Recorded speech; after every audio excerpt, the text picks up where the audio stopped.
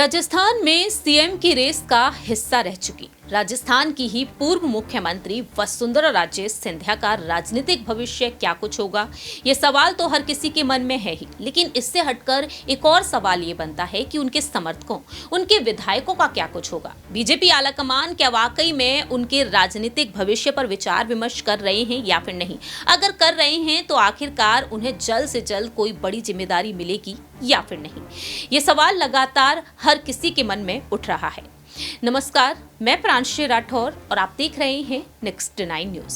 हाल ही में राजस्थान सरकार के मंत्रिमंडल का गठन हुआ। सीएम भजन लाल शर्मा के मंत्रिमंडल में 22 विधायकों को शामिल किया गया, लेकिन देखा गया कि अटकलें ये तक तेज हुई कि 5 विधायक होंगे वसुंधरा राजे सिंधिया के, जिनमें से देखा गया कि एक ही विधायक को जिम्मेदारी मिली। अटकलें तो यहाँ पर कई तरह की तेज हुई और अब देखा जाए तो यहाँ पर विभाग बंटवारे को लेकर कयास तेज हो चुके हैं। ऐसे में देखा गया है कि 27 नेताओं को इस मंत्रिमंडल में शामिल करने की बात कही गई थी, लेकिन अब तक 22 विधायक ही शामिल हुए हैं और 3 दिग्गज पहले से ही हैं, जैसे कि भजन लाल शर्मा और डिप्टी सीएम दिया कुमारी और प्रेमचंद बैरवा। कुल मिलाकर 25 लोगों की ये टीम बन चुकी है। अब यहां पर विभाग बंटवारे को लेकर बात खड़ी होती हुई नजर आ रही है। आखिरकार वसुंधरा राजे सिंधिया के किसी विधायक को जिम्मेदारी मिलेगी या फिर नहीं, इस पर अब यहां पर सवाल उठना शुरू हो चुके हैं। तो सबसे पहले यहां पर आपको जानकारी दे देते हैं कि राजनीतिक जानकारों का अब क्या कुछ कहना बन रहा है। मध्य प्रदेश में डॉक्टर मोहन यादव के मंत्रिमंडल में हमने देखा कि जो जरूरी मंत्रालय रहे, जो किसी अन्य विधायक को नहीं सौंपे गए, वो विभाग मोहन यादव खुद रखते हुए नजर आए, जैसे कि गृह मंत्रालय। और गृह मंत्रालय को लेकर राजस्थान में भी सियासत तेज हो चुकी है। तो अब यहां पर जो बड़ी बात निकलकर सामने आ रही है वो यही है कि कहीं ना कहीं वसुंधरा राजे सिंधिया के खेमे की तरफ यहां पर गृह मंत्रालय को देखा जा सकता है। बाकी की जो तमाम जिम्मेदारियां होंगी वो भजन लाल शर्मा संभालेंगे, लेकिन पूर्व मुख्यमंत्री होने के नाते, बीजेपी की एक ऐसी महिला नेत्री होने के नाते जिन्होंने अपनी मनमर्जी की सरकार चलाई, उनके हिस्से में गृह मंत्रालय आ सकता है। क्योंकि सियासी जानकारों का कहना है कि वसुंधरा राजे की तर्ज पर किसी विधायक को गृह मंत्री बनाया जा सकता है और पूरी प्रशासनिक पावर मुख्यमंत्री कार्यालय के पास रहे, क्योंकि वसुंधरा राजे के शासन में गृह मंत्री गुलाब चंद कटारिया थे, लेकिन कांस्टेबल से लेकर एसपी के तबादले मुख्यमंत्री कार्यालय ही करता रहा है। सर, कैसे देख रहे हैं, क्या वाकई में वसुंधरा राजे के किसी एक विधायक को अब ये मंत्रालय सौंपा जा सकता है?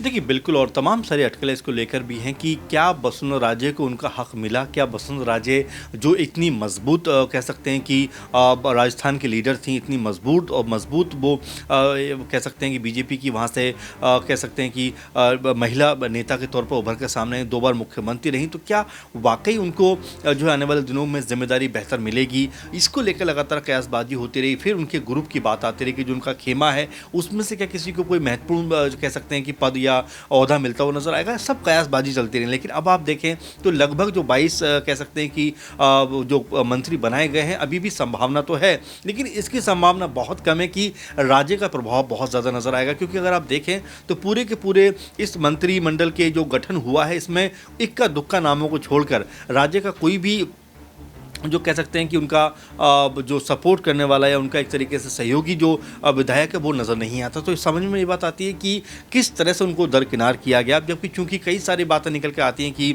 ये उनको हक मिलेगा, वो उनको हक मिलेगा, मुझे ऐसा लग नहीं रहा कि कोई राज्य को बहुत हक मिलने वाला है। और दूसरी महत्वपूर्ण बात कि राज्य भी पूरी तरह से खामोश है। अब उनकी खामोशी की वजह क्या है? क्या उनको ये बोला गया कि भाई आप शांत रहिए, हम आपको कुछ बड़ा पद देने वाले हैं, या फिर उनकी जो ये खामोशी है कोई बड़े तूफान को शांत करके बैठी हुई है? ये आने वाले दिनों में पता चल जाएगा। क्योंकि अभी भी राजस्थान की जो कह सकते हैं आग है वो शांत हुई नहीं है। क्योंकि 1 महीना देखिए लगभग हो गया, अभी भी पदों का बंटवारा ना होना, मंत्रालयों का बंटवारा ना होना, ये बताता है किस तरह से बीजेपी यहाँ पर घिरी हुई है और उसमें कहीं ना कहीं जो खेमेबाजी है वो किस तरह से उभर कर सामने खड़ी है। क्या लगता है, क्या गृह मंत्रालय वाकई में राज्य के पास आ सकता है? बिल्कुल, और आना भी चाहिए। क्योंकि जिस तरह का सेक्रीफाइस उन्होंने किया है, जिस तरह से ताकत झोंकी है उन्होंने, तो उनको इसका फल मिलना चाहिए। उनके जो ग्रुप के लोग हैं उनमें से किसी एक को मिलना चाहिए। लेकिन मैं कह रहा हूँ कि संभावना बहुत कम है। क्योंकि आप मोहन यादव का एग्जाम्पल ले सकते हैं, जिस तरह से उन्होंने अपने पास में रखा है जो गृह मंत्री का पद, और ऐसे 12 लगभग महकमे उनके पास हो। तो ये बताता है कि जो ताकतवर चीज़ें हैं वो जो मुख्यमंत्री हैं वो अपने पास रखना चाहते हैं। इसी वजह से दिया कुमारी भी खफा चल रही है कि उनको भी वित्त या फिर गृह मंत्रालय में तो कुछ एक चाहिए, लेकिन ऐसा फिलहाल होता हुआ नजर नहीं आ रहा है। वाकई में दिया कुमारी, किरोड़ी लाल मीणा, इन दोनों ही दिग्गजों के नाम भी सामने आ चुके हैं और देखा गया था जब मंत्रिमंडल का गठन नहीं हुआ था तब बाबा बालकनाथ योगी का नाम सामने आ रहा था। अब देखना होगा ये गृह मंत्रालय क्या वाकई में राज्य के गुट में जाता है या फिर नहीं। फिलहाल इस खास रिपोर्ट में इतना ही। बाकी की तमाम अपडेट्स के लिए देखते रहिए नेक्स्ट 9 न्यूज।